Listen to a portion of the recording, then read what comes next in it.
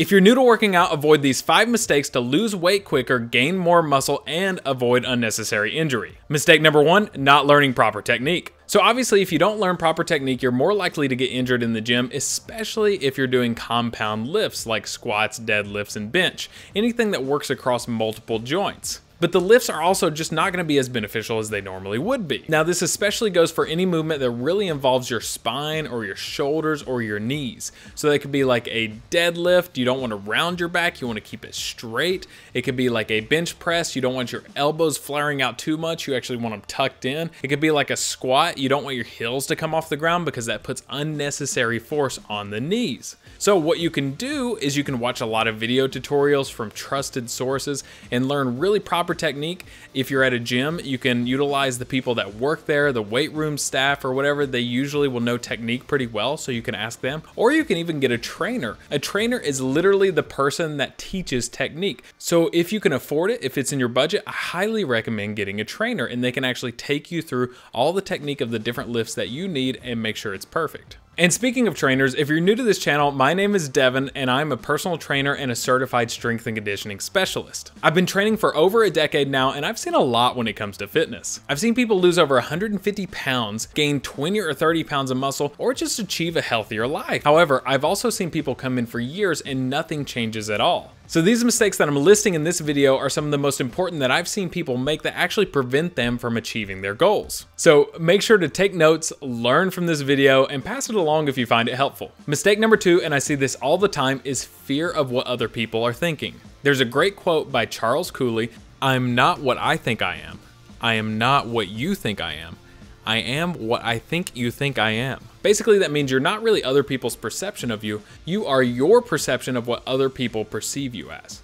So it's really all in your head. And a lot of times when I used to train people in a gym, they would feel like they were being judged, especially in the weight section, because there'd be all these big gym bros over there. But really, the gym bros are sometimes the nicest people in the gym because they know what it's like to start from nothing and really build up their bodies. And they usually have some of the best technique out of all the people in the gym. And most of the time, they're the most willing to help you out. So there's no need to fear the big guys. They're usually some of the nicest people in the gym. Another thing that can really help you out when not really caring about what other people think is to have your own scientific and sustainable program. Which leads to mistake number 3, not having proper programming. Not having a scientific and sustainable program can lead to burnout very quickly. And not only that, but it can lead to non-optimal results. So if you wanted to gain 10 pounds of muscle with a proper and sustainable program, it may take you half the time of just going in and kind of guessing what you're doing. And this looks like having something like a periodized training program with blocks or mesocycles where you're doing a month at a time and then you're changing it up. You're following the scientific principles of overload, variation, and specificity. And there are many resources online, including a lot of my own videos, that can really help you learn more about this subject. And before we get into the last 2 mistakes, which I believe may be the most important to avoid, if you're enjoying this video, make sure to like and subscribe as it really helps out the channel, and so more people can see this video and learn how to have a fit and healthy lifestyle. Mistake number 4, not tracking your progress. Now this goes hand in hand with not having a scientific and sustainable program. That could look like taking pictures, weighing yourself, taking body measurements. That can even be tracking your weights to make sure that you're progressing over time. But if you're not tracking, you won't know where you've been, and it's harder to determine where to go after that. Another reason that you may want to track your progress is to leave a trail for others. Once you become more advanced in your fitness journey, there are going to be others that are just starting theirs, and you will be able to help them. And an easier way to help them is if you know how you got to where you got. So if you track your progress, you're going to be better able to help other people in their fitness journey. And mistake number 5 is actually training too intense.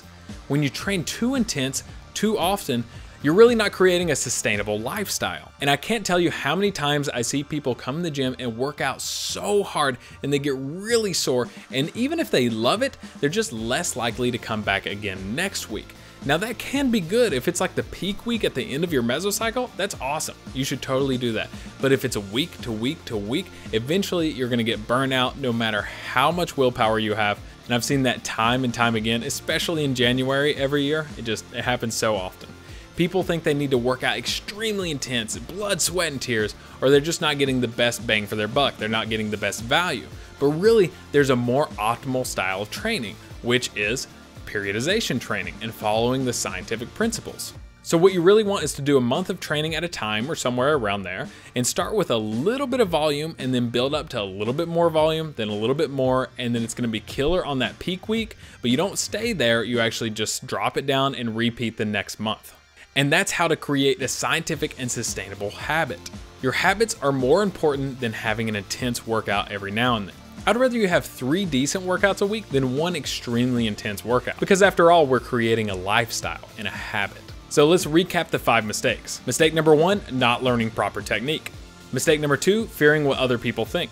Mistake number 3, not learning or having a scientific program. Mistake number 4, not tracking your progress. And mistake number 5, training too intense for too often. A lot of you have told me that you're newer to working out, and so I wanted to create this video to help you in your fitness journey, to help you avoid some of the mistakes that I've seen in the gym and some that I've made myself, so that you can progress a bit quicker. Learn from these mistakes and study as much as you can. Learn to fall in love with fitness. Learn to make it a fun part of your life. And if you'd like to learn more and have a solid training program, one that you can do from the comfort of your own home, then make sure to check out my ebook, Your Home Fitness Program, linked below. If you've made it this far, congratulations! I hope you found the content of this video valuable. Let me know what fitness related questions you have in the comments below. Thanks so much for watching.